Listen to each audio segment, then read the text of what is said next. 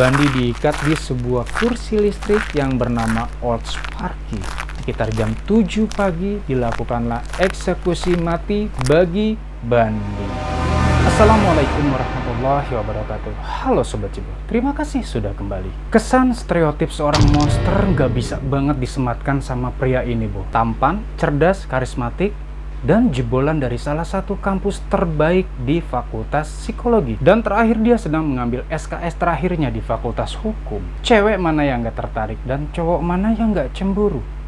Termasuk saya. Tapi bos, semua balutan kesempurnaan itu justru tersembunyi sosok monster yang bisa kapan saja menghabisi kalian, terutama kaum hawa. Tercatat sebanyak 32 kasus pembunuhan terhadap wanita muda dalam waktu singkat yang sudah melayang di tangan pria ini. Itu pun yang tercatat resmi. Yang tidak, video kali ini akan mengajak kita traveling pada sosok yang bernama Ted Bundy. Ikuti terus videonya. Ted Bundy yang punya nama lengkap Theodore Robert Bundy lahir di Burlington, Vermont pada tanggal 24 November 1946. Dia tinggal di sana selama 2 bulan setelah kelahirannya. Ibunya yang bernama Eleanor Louise Cowell yang dipanggil Louise berencana untuk menitipkan Bundy ke tempat adopsi, Bu. Tetapi ayah Louise yang bernama Sam Cowell ini nggak setuju. Sam Cowell sendiri itu tinggal di Philadelphia. Ayahnya justru menyuruh Louise untuk bergabung dan tinggal di rumahnya, yaitu di Philadelphia, yang menurut ayahnya itu lebih hemat daripada menitipkan anaknya ke tempat penitipan adopsi. Setelah sedikit perdebatan, akhirnya Louise setuju untuk tinggal di rumah ayahnya, yaitu di Philadelphia. Pertanyaannya, lalu di manakah ayah Bundy atau suami dari si Louise ini, Bo?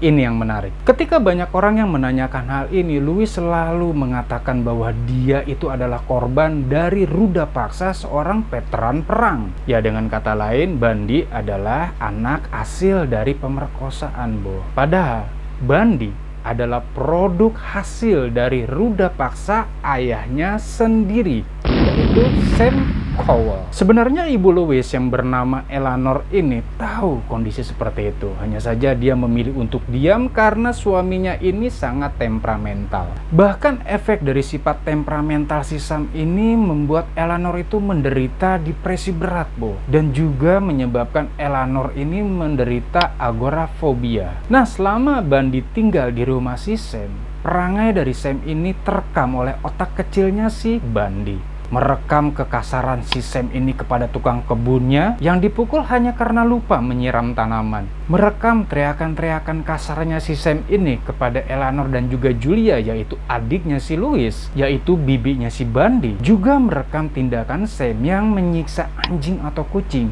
yang coba mendekati tanamannya. Entah dibilang temperamental atau romantis ya, Bu. Sebab si Sam ini suka berkebun dengan menanam bunga-bunga di dalam pot-pot di depan rumahnya. Tapi anehnya, Sam tidak pernah kasar untuk Louise dan Bundy. Justru Sam terkesan akrab dengan Bundy, Bo. Ya iyalah, si Sam juga pasti merasakan kalau Bundy itu ya anaknya lah, darah dagingnya, hasil produksinya bersama Louise anaknya. Ya kalau dari sisi Bundy, si Sam itu seperti kakeknya, bapaknya, antara, Bo. Hingga akhirnya ketika Bundy berumur 3 tahun, Louise memutuskan untuk pindah dari sana. Louise ingin mandiri katanya ke daerah Tacoma, Washington. Dan terbukti bila hal itu dilakukan Louise demi kebaikan Bundy. Yang mengingat Bundy adalah anak dari ayahnya kan. Bundy sebenarnya kesal akan kepindahan mereka, Bo. Karena dia merasa sudah dekat dengan kakeknya. Padahal Bundy tidak tahu bahwa itu adalah ayahnya. Hingga akhirnya pada tahun 1950, Louise bertemu dengan Johnny Bundy, seorang juru masak dari rumah sakit angkatan darat, Bo. Hingga akhirnya mereka menikah. Nah, nama Bundy itulah disemat dari nama ayah sambungnya ini, Bo, yaitu Bundy. Singkat cerita, Louise bersama John Bundy ini memiliki 4 orang anak.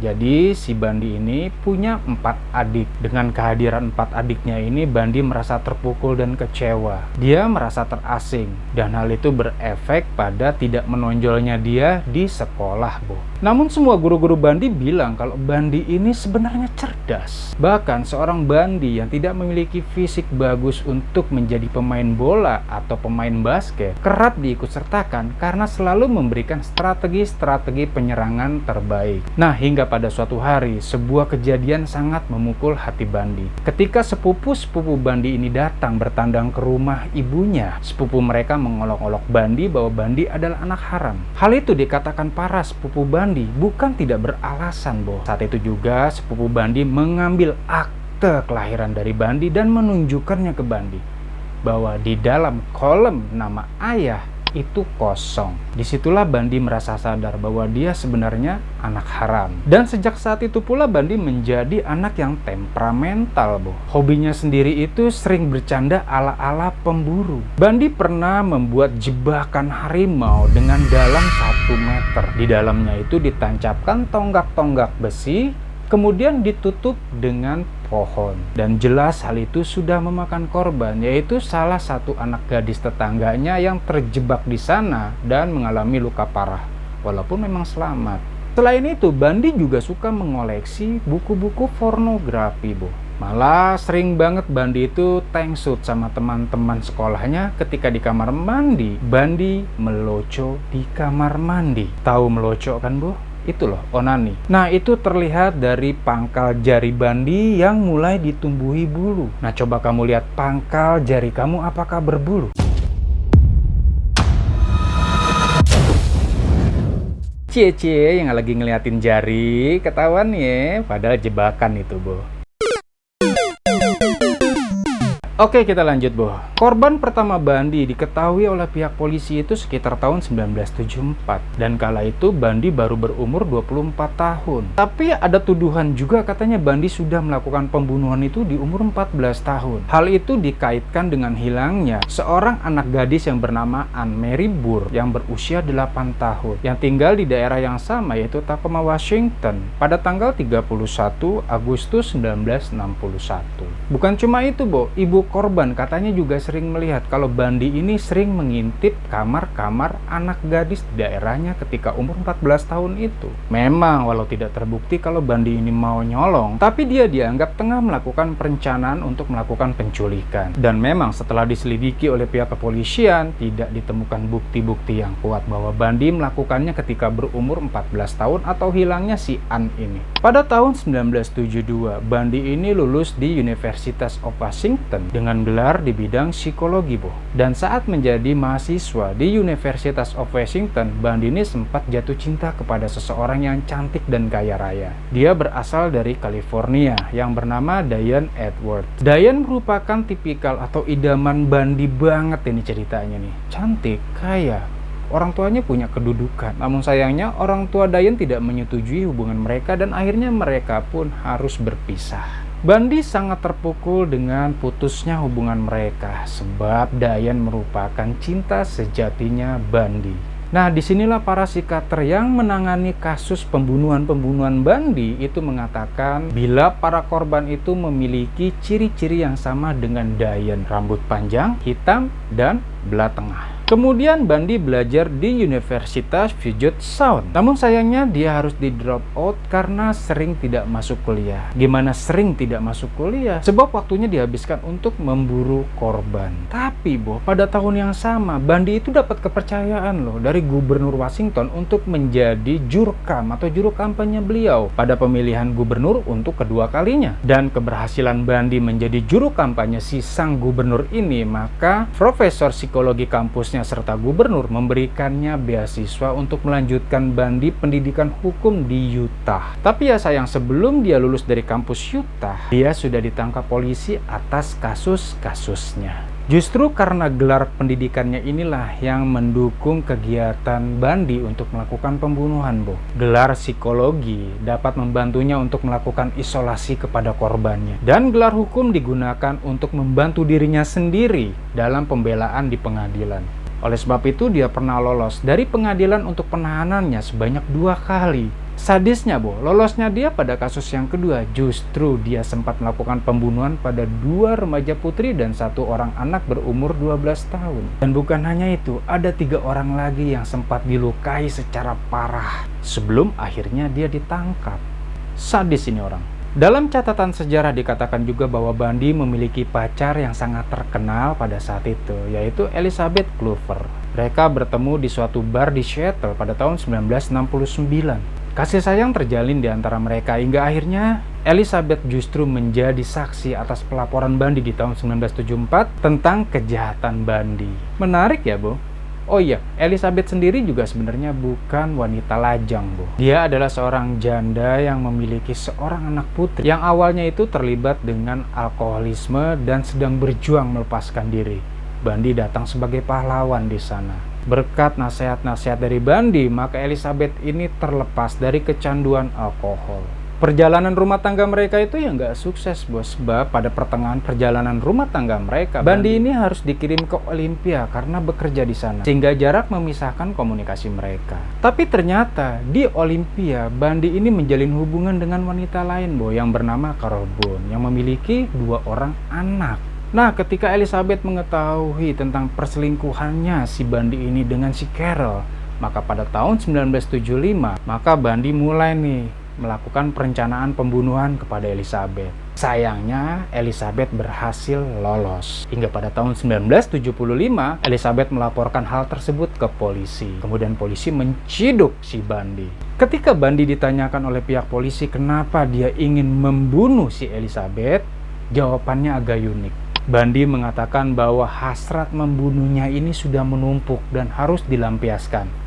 Orang yang tepat untuk menerima pelampiasan adalah Elizabeth Gox. Dan disinilah akhirnya Elizabeth dan Bundy bercerai. Hingga akhirnya malah sempat si Elizabeth ini membuat sebuah buku, Bo, tentang kehidupan mengerikannya bersama Bundy. Nah, Bo, inilah timeline atau urutan waktu ketika Bundy melakukan aktivitas untuk memburu para korbannya. Ikuti terus videonya.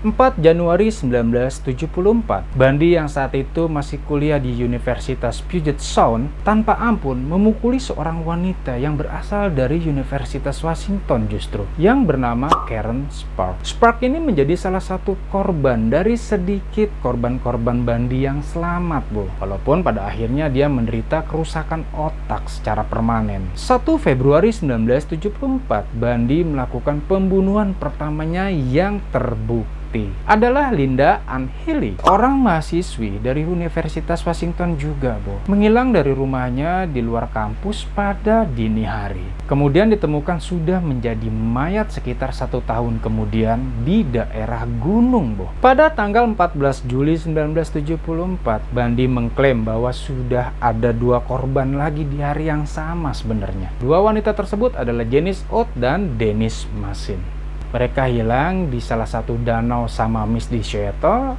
hanya dalam waktu 3 jam.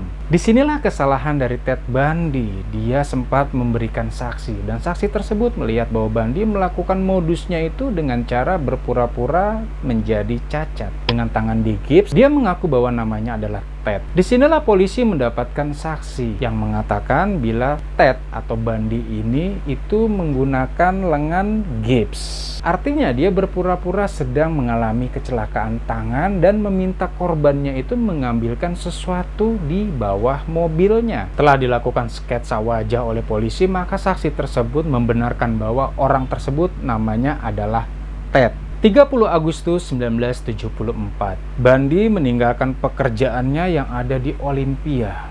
Bundy pergi ke Salt Lake City untuk meneruskan kuliahnya yang tertunda, yaitu di Universitas Hukum Utah. Pada tanggal 8 November 1974, Bundy melakukan kembali penyerangan kepada 2 orang korban. Dengan menyamar sebagai petugas polisi Murray, Bundy ini memikat seorang wanita yang bernama Carol Darronch. Yang saat itu si Carol ini berusia 18 tahun dan dibawa oleh Bundy menggunakan mobil VW-nya, Bo. Jenis mobil VW yang bertipe Beetle yang berwarna coklat. Tidak berapa lama seorang wanita yang bernama Debra Ken yang berumur 17 tahun ini juga dikatakan hilang ketika dia menjemput adiknya yang sedang bermain teater drama. Nah, di sini polisi mendapatkan petunjuk, Bo, di mana kunci borgol yang digunakan oleh korban pertama yaitu Daron itu ditemukan di tempat parkir di mana Debra itu hilang. Polisi pasti sudah bisa menebak bahwa orang yang samalah yang punya motif untuk melakukan pembunuhan ini.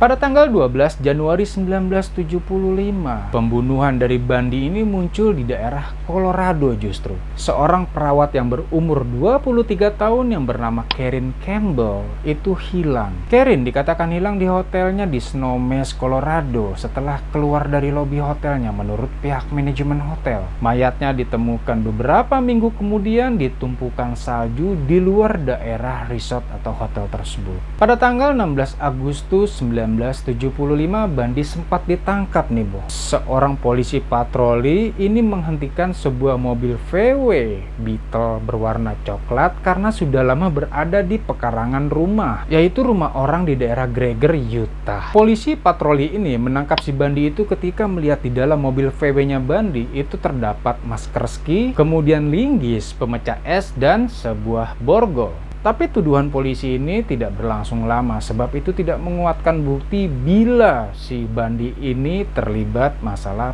pembunuhan. Ya secara barang-barang tersebut kan lumrah digunakan pada saat itu di daerah sana ya, Bu.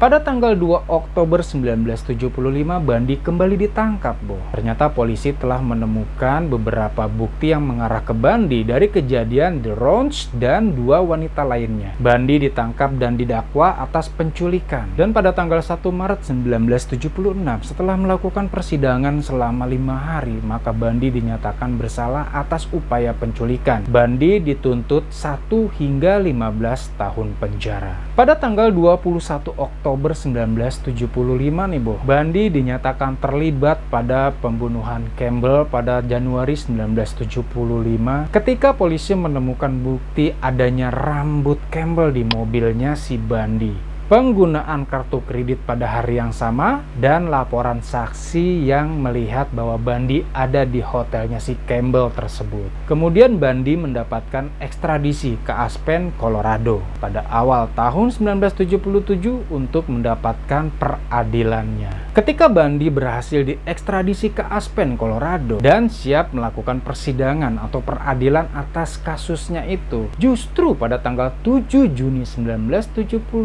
Bundy berhasil meloloskan diri nih, Bo. Bundy itu berhasil melompat dari jendela lantai 2 dan menuju pegunungan. Tapi sayangnya setelah 6 hari dilakukan pengejaran, ya Bundy tertangkap lagi. Sambil menunggu sidangnya pada tanggal 30 Desember 1977, Bundy berhasil melakukan pelarian keduanya nih, Bu, melalui atap langit-langit dari penjara. Nah, jadi Bundy itu mempelajari skema dari saluran udara penjara yang menuju ke sebuah apartemen kosong nih, Bu.